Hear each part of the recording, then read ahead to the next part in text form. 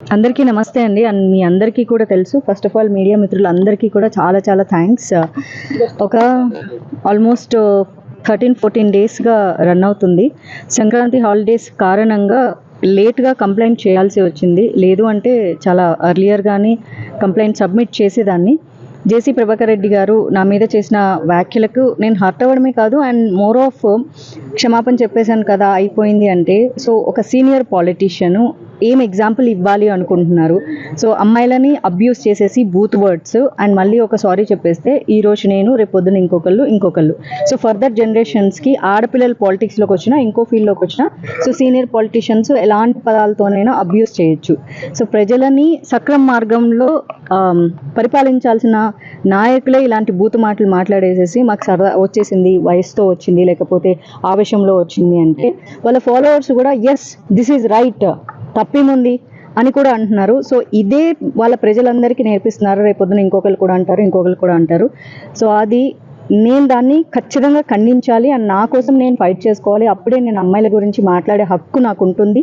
And నా మీద జరిగిన అబ్యూస్కి నేను నోరు మూసుకొని అయ్యో వాళ్ళు పెద్దోళ్ళు, వాళ్ళ గురించి మీడియా మిత్రులు అందరూ నాకు చాలామంది ఫోన్ చేసి they are like very dangerous people, జాగ్రత్తగా ఉండు, వాళ్ళకి చాలా క్రిమినల్ బ్యాక్గ్రౌండ్ ఉంది, వాళ్ళ మీద చాలా క్రిమినల్ కేసులు కూడా ఉన్నాయి, సో నేను ఏమైనా అటాక్ చేయొచ్చు, ఇలాంటివన్నీ చెప్పినా కూడా జాగ్రత్తలు చెప్పారు. సో నిన్న మొన్న ఇంటర్వ్యూకి వెళ్ళినప్పుడు కూడా నాకు సేమ్ చెప్పారు, జాగ్రత్తగా ఉండు, they are very dangerous people అని. సో అంత డేంజరస్ పీపుల్ ఉన్నప్పుడు సో మాధవీల తన అమ్మాయి నోరు మూసుకొని సైలెంట్గా ఉంటే రేపు పొద్దున అసలు ఆడపిల్లలు మీరు ధైర్యంగా ఉండని చెప్పే రైట్ నాకు లేని కారణంగా సో అది నాకు నేను ఛాలెంజింగ్గా తీసుకొని సో కమిషనర్ గారికి కంప్లైంట్ చేయడం జరిగింది. అండ్ ఏదైతే అబ్యూస్ చేశారో అండ్ వాళ్ళ బ్యాక్గ్రౌండ్ ఎలా థ్రెటన్ చేస్తున్నారు అండ్ అందరూ ఏమంటున్నారు అండ్ వాళ్ళ ఫాలోవర్స్ సో నాకు సోషల్ మీడియాలో ఎలాంటి థ్రెటన్స్ ఇస్తున్నారు అనే దాన్ని మెన్షన్ చేయడం జరిగింది. అండ్ సిన్స్ 15 days నాకు ప్రాపర్గా స్లీప్ కూడా లేదు, ఎందుకంటే అదొక ట్రోమా అయింది. నా కోసం నేను ఫైట్ చేసుకోకపోతే ఎలా అని. అండ్ నా పేరెంట్స్ కూడా చాలా భయపడ్డారు. సో ఈరోజు కమిషనర్ గారికి 2 కంప్లైంట్స్ ఫైల్ చేయడం జరిగింది. యాజ్ ఎ ఉమెన్గా నా మీద ఏం జరిగిందో అదొకటి. So she Smitha Rashtriya Hindu Yuvavahini which is runs by Rajnath Singh గారి ఆధ్వర్యంలో రన్ అవుతుంది. And I'm the Telangana spokesperson and she is the national vice president. So తను కూడా సో నా మీద జరిగిన దానికి కంప్లైంట్ రైజ్ చేయడం జరిగింది.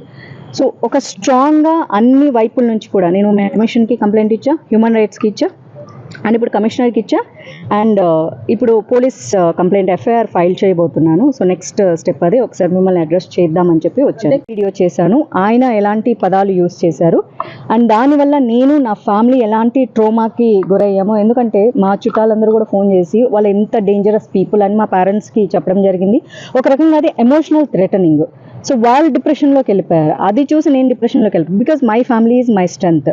సో అమ్మ నాన్న వయసు అయిపోతున్న వాళ్ళంతా డిప్రెషన్లోకి వెళ్ళిపోతే నాకున్న ఒకే ఒక స్ట్రెంత్ నా పేరెంట్స్. సో వాళ్ళ దగ్గర నుంచి థ్రెటన్స్ అండ్ సోషల్ మీడియాలో చాలా థ్రెటన్స్ వస్తున్నాయి నాకు.